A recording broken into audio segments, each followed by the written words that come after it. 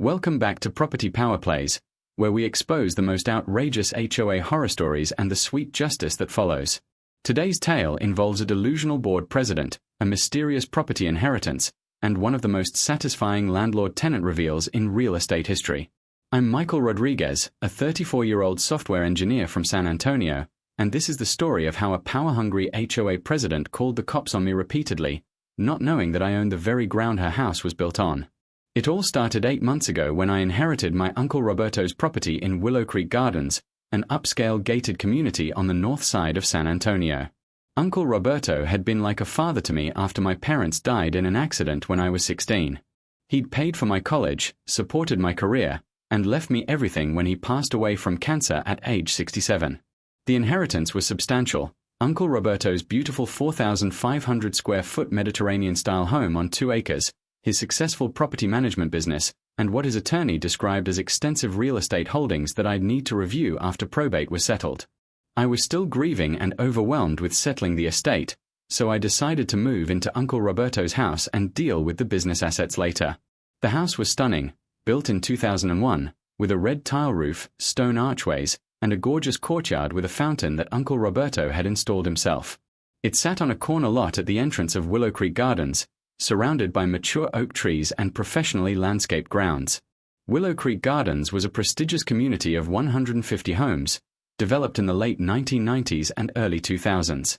The HOA maintained strict architectural standards, beautiful common areas, and amenities that justified the $300 monthly fees. Property values ranged from $400,000 to $800,000, making it one of the most desirable neighborhoods in the area. For the first few months after moving in, everything was perfect.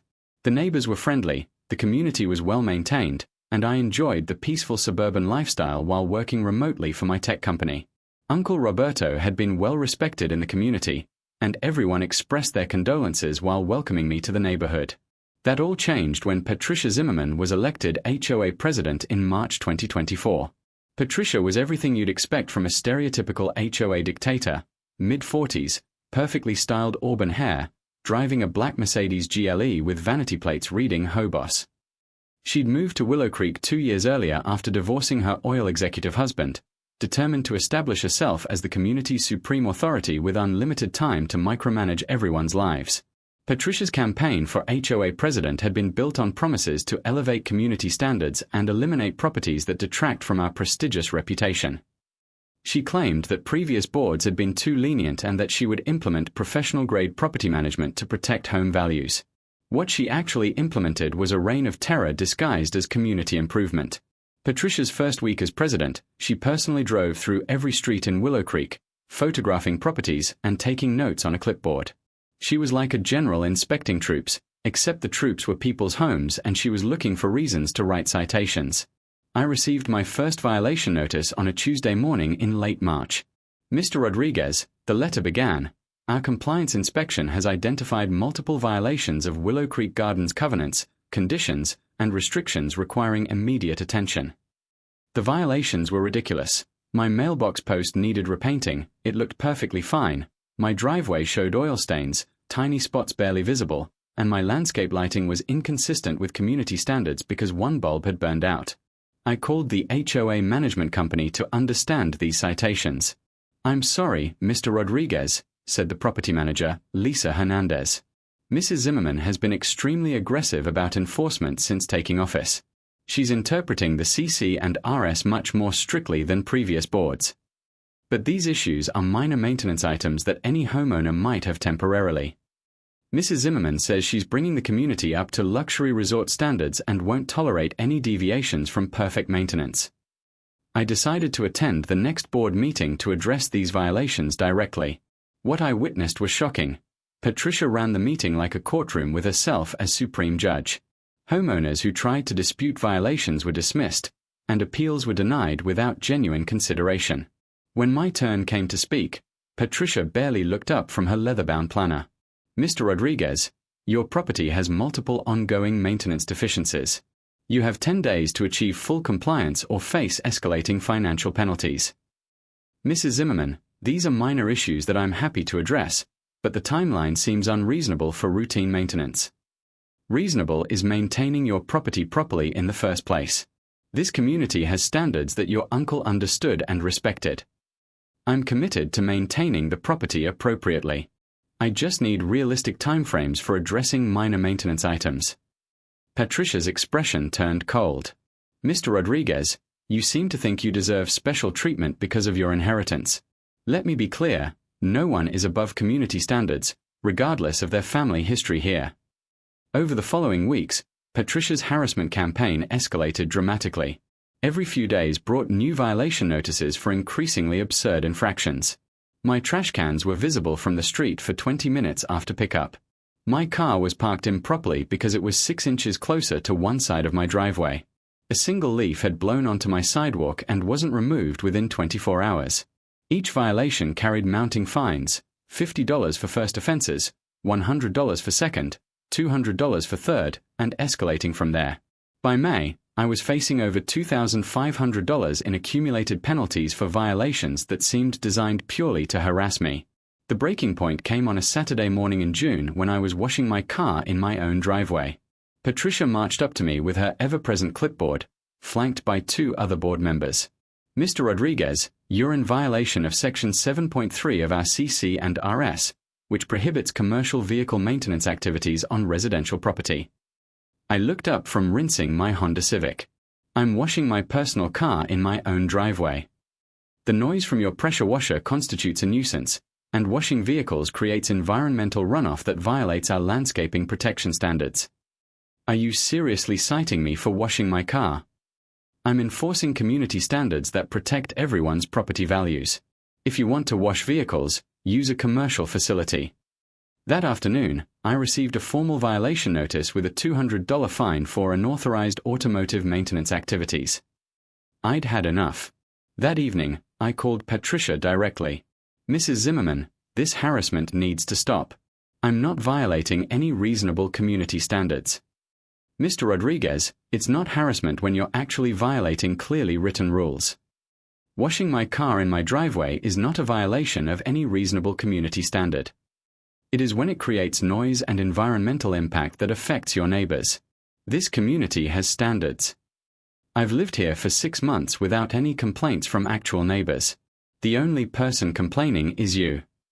Patricia's voice turned icy. Mr. Rodriguez, I don't think you understand your position here. This is an exclusive community with high standards.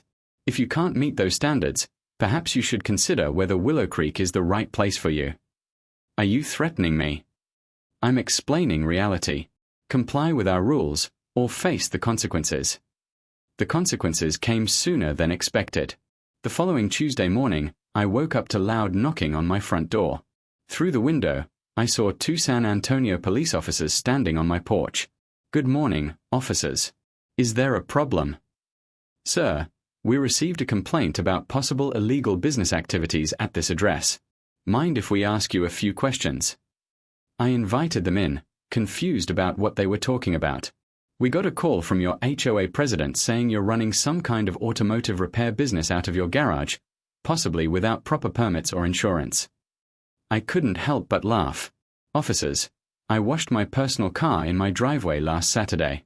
That's the extent of my automotive business.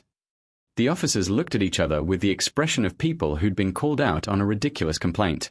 Sir, do you operate any kind of commercial business from this property? I work remotely for a software company, but all my work is done on computers.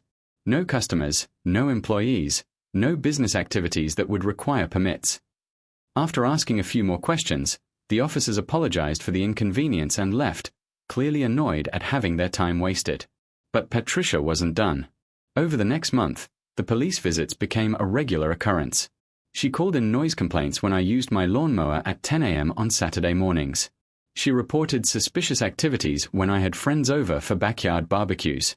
She even called in a possible zoning violation when a delivery truck spent 10 minutes in my driveway dropping off furniture. Each time, the responding officers were professional but increasingly irritated with the frivolous calls. After the 5th visit, Sergeant Martinez took me aside. Look, Mr. Rodriguez, we understand what's happening here. We've dealt with Mrs. Zimmerman before. She calls us about every neighbor dispute in this community. But legally, We have to respond to all complaints. Is there anything I can do to stop this harassment? Document everything. If this continues, you might want to consider filing harassment charges against her. Frivolous police reports can be a criminal offense if there's a pattern. That evening, I decided it was time to learn more about Patricia Zimmerman and understand what was driving her obsessive campaign against me. I also realized I needed to finally review those extensive real estate holdings that Uncle Roberto had left me. I called Eduardo Vasquez, the attorney who'd handled Uncle Roberto's estate. "Michael," he said when I explained the situation, "I think it's time we discussed the full scope of your inheritance. Your uncle left you much more than just his house." Eduardo came to my house the next morning with several boxes of documents and a thick folder that had been stored in his office safe. "When your Uncle Roberto bought his house in 2001, Eduardo began, he wasn't just buying a home. He was making a strategic real estate investment based on inside knowledge about Willow Creek's development structure. He spread out a property survey map on my dining table, showing Willow Creek Gardens as it existed during development. Your uncle had a friend, Carlos Mendez, who worked for Pinnacle Development Corporation, the company that built this community. Carlos told Roberto that certain parcels within the development would become extremely valuable as the community matured. Eduardo pointed to various highlighted areas on the map. Roberto didn't just buy this house. Over several years, he quietly acquired ownership of 18 different parcels throughout Willow Creek Gardens, some through direct purchase, others through foreclosure auctions and tax sales. What kind of parcels? That's where it gets interesting. Roberto bought what developers call infrastructure parcels, land designated for common areas, the community center, retention ponds, and even some of the lots where individual houses were later built. Eduardo pulled out a series of property deeds that made my head spin.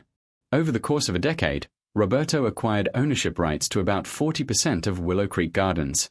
Some are small utility easements, others are substantial lots with expensive houses on them.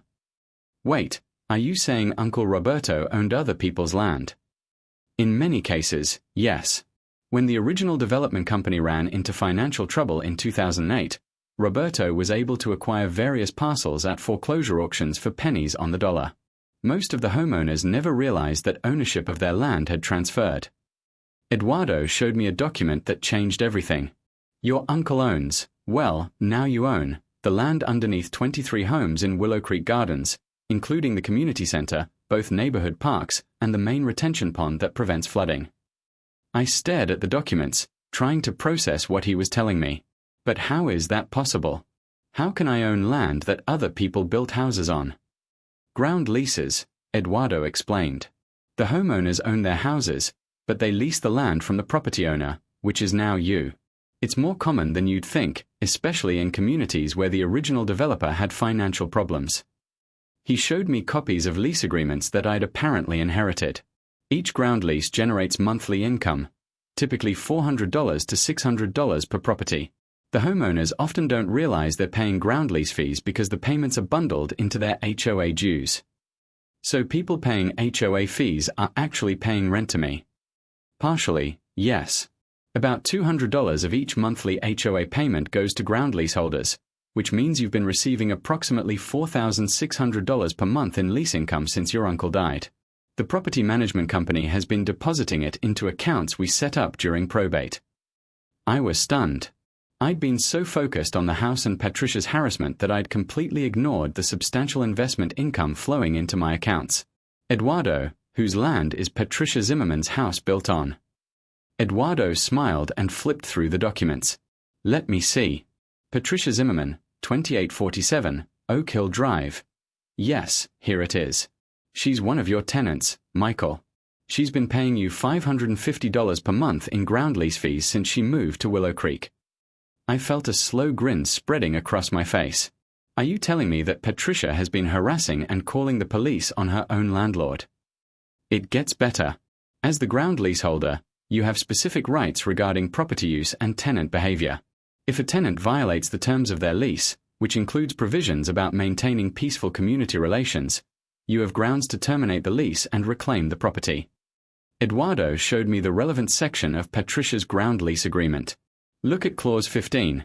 Tenant agrees to maintain harmonious relationships with other community residents and shall not engage in activities that create unnecessary conflict or harassment toward neighbors or property owners. Patricia's harassment campaign against you is a direct violation of her lease terms. Legally, you have the right to evict her and reclaim the property. That afternoon, I walked through Willow Creek Gardens with completely new eyes. The community center where Patricia held her dictatorial board meetings was sitting on land I owned. The parks where children played, the retention pond that protected everyone from flooding, even the entrance gate that Patricia controlled, all on my property. More importantly, I realized that Patricia had been using her position as HOA president to harass someone who had the legal authority to kick her out of the community entirely. Over the next week, Eduardo and I developed a strategy. We decided not to reveal the full extent of my property ownership immediately. Instead, we'd start by asserting my rights as a ground leaseholder and see how Patricia responded to having her authority challenged. Eduardo drafted a letter that was a masterpiece of legal precision disguised as reasonable correspondence. Mrs. Zimmerman, we are writing regarding recent harassment complaints and frivolous police reports filed against Mr. Rodriguez. After reviewing Mr. Rodriguez's property rights and your lease obligations, we must inform you that your conduct may constitute a violation of your ground lease agreement with the Rodriguez estate. The letter went on to explain that as a ground leaseholder, I had specific rights regarding tenant behavior, and that harassment of other property owners could result in lease termination proceedings. We sent copies to every board member, the property management company, and Patricia's real estate attorney, along with relevant excerpts from her lease agreement. Patricia's response was swift and predictable. Within 2 hours, I received a furious phone call. Rodriguez, I don't know what kind of legal games your attorney is playing, but I'm not intimidated by fabricated documents. I've been dealing with property law longer than you've been alive. Patricia, I'm simply trying to resolve this situation reasonably. The harassment and frivolous police calls need to stop. I don't harass anyone. I enforce community standards and report violations to appropriate authorities. Calling the police because I washed my car in my own driveway isn't enforcing community standards. It's harassment. There was a long pause. What's this nonsense about a lease agreement? I own my property free and clear. Check your closing documents, Patricia. Look at where your monthly HOA fees actually go. Another pause. You're bluffing. There's no such thing as ground leases in Willow Creek. Patricia, I'd be happy to provide you with copies of your lease agreement and the property records showing the current ownership structure. You're insane if you think you can threaten me with fake legal documents. She hung up, but I knew she'd be making calls to verify what I'd told her. A woman with her ego wouldn't admit ignorance without checking with her attorney first. Sure enough, the next board meeting was called as an emergency session, with a special agenda item to address false claims regarding property ownership and lease agreements. Patricia had decided to make this a public confrontation. I arrived at the meeting with Eduardo and a briefcase full of documents. The community center was packed. Word had spread that there was going to be a major confrontation between the new resident and the HOA president. Patricia opened the meeting with a dramatic speech about frivolous legal challenges and residents who think they can intimidate community leadership with fabricated documents. Mr. Rodriguez has attempted to undermine this board's authority with claims about non-existent lease agreements, Patricia declared. Tonight, we're going to expose these lies and demonstrate that no one is above community standards. When it was my turn to speak, I stood up calmly and walked to the front of the room. Thank you, Mrs. Zimmerman. I'd like to clarify some misconceptions about property ownership in Willow Creek Gardens. I set up a projector and displayed a map of the community with 23 parcels highlighted in different colors. These highlighted areas represent land owned by the Rodriguez family estate. As you can see, they include the community center where we're meeting tonight, both neighborhood parks, the retention pond, and the ground underneath 23 individual homes. Gasps and murmurs rippled through the crowd as people realized what they were looking at. When Willow Creek was developed in the late 1990s, my uncle Roberto Rodriguez strategically acquired these parcels as long-term investments. The homes built on these lots operate under ground lease agreements, which means the homeowners own their houses but lease the land from the Rodriguez estate. I could see Patricia's face turning red as she began to understand the implications. Mrs. Zimmerman, the house you live in sits on land owned by my family. The community center where you hold these meetings is on my property. The harassment campaign and frivolous police calls you've been making are being directed at someone who is technically your landlord. The room erupted in shocked conversation. People were pulling out their phones to call their real estate agents and checking their own closing documents. Patricia stood up, her face purple with rage. This is preposterous. You can't just claim to own other people's property. I'm not claiming anything, Mrs. Zimmerman. I'm simply explaining ownership records that have been filed with Bexar County for over 20 years. Eduardo stood up and began distributing copies of ground lease agreements to board members. Every homeowner affected by these lease arrangements can verify the information by reviewing their closing documents. The ground lease terms are clearly stated in their property deeds. The meeting devolved into chaos as neighbors began frantically calling attorneys and title companies to confirm what they'd just heard. Board members were studying the lease agreements, trying to understand how they'd been unaware of these arrangements. Patricia tried to restore order, shouting over the crowd that this was all legal trickery and fraudulent documentation. Finally, Robert Chen, a retired engineer who'd lived in Willow Creek since 2003, stood up and called for quiet. Michael, if what you're saying is true, what does this mean for our property values and our rights as homeowners? It was exactly the question I'd hoped someone would ask. Robert, these ground leases don't affect your ownership rights or property values at all. You own your homes free and clear. The lease arrangements simply formalize the land ownership structure that's been in place since the community was built. I looked directly at Patricia. However, the lease agreements do include provisions about tenant behavior and community relations. Harassment of other residents or property owners can be grounds for lease termination. Mary Thompson, an elderly woman who'd been one of Patricia's biggest supporters, raised her hand. What about our HOA fees? If you own the land, why are we paying the association? The HOA fees cover community maintenance, landscaping, and administrative costs, I explained. But a portion of each payment, about $200 per month, goes to the ground leaseholders as required by your purchase agreements. Eduardo added, the Rodriguez estate has been using this income to fund community improvements, maintain infrastructure, and support local charitable organizations. It's been operating exactly as designed for over 2 decades. Patricia made one final desperate attempt to regain control. Even if these leases exist, they don't give Rodriguez the right to avoid community standards. Actually, Patricia, Eduardo replied, they give Michael certain rights regarding reasonable property use and community governance.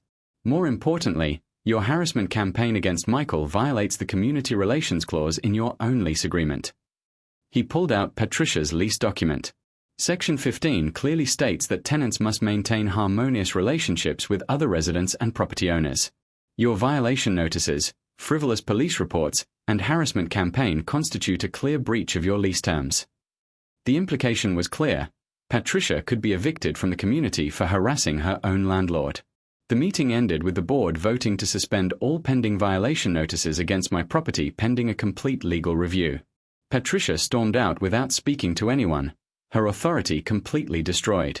Over the next few days, the community buzzed with excitement and concern as people processed the revelation. Property values remained stable, the ground leases were transferable and didn't affect homeowner equity. If anything, the community's unique ownership structure and professional management made it more attractive to potential buyers.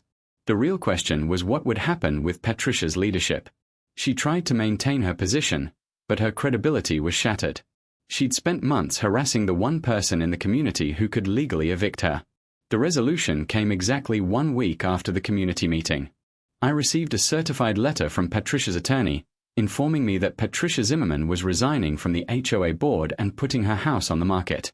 The letter included a formal apology for the misunderstanding regarding my property rights and a request that the Rodriguez estate not pursue lease termination proceedings. I was happy to agree. I'd never wanted to ruin anyone's life. I just wanted to live peacefully in my inherited home without harassment. The community held new elections, and Robert Chen was voted in as the new president. The new board established a cooperative relationship with the Rodriguez estate, creating clear guidelines for property improvements and community standards. Today, Willow Creek Gardens is thriving under this partnership between traditional HOA governance and ground lease management. Property values have increased as the community has gained recognition for its stable ownership structure and professional management. My Uncle Roberto's investment strategy continues to provide steady income while ensuring that the community remains well-maintained and desirable. The property management business he left me now oversees several similar communities throughout San Antonio.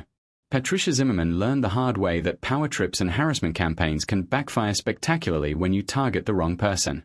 She thought she was dealing with just another homeowner who could be bullied into compliance through frivolous violations and police calls. Instead, she'd been harassing her own landlord, someone with the legal authority to evict her entirely.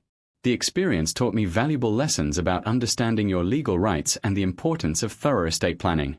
Uncle Roberto had created a brilliant investment strategy that provided both steady income and community influence, but he'd never explained the full scope of what he was leaving me. Today, when new residents move to Willow Creek Gardens, they're fully informed about the ground lease structure from the beginning. There are no surprises, no hidden ownership arrangements, and no more power-hungry board members who don't understand the legal framework they're operating within. The police haven't been called to my property since Patricia's resignation. Sergeant Martinez stopped by recently to thank me for ending the frivolous complaint calls that had been wasting department resources. And Patricia. She moved to a standard subdivision in Boerne where she has no authority over anyone and can't harass her neighbors because she understands that she's just another homeowner with no special power. Sometimes the best way to deal with bullies isn't to fight them directly, it's to simply reveal who really holds the power in the relationship. Patricia spent months trying to intimidate someone who could have evicted her with 30 days' notice. The irony was perfect, and the justice was exactly what she deserved.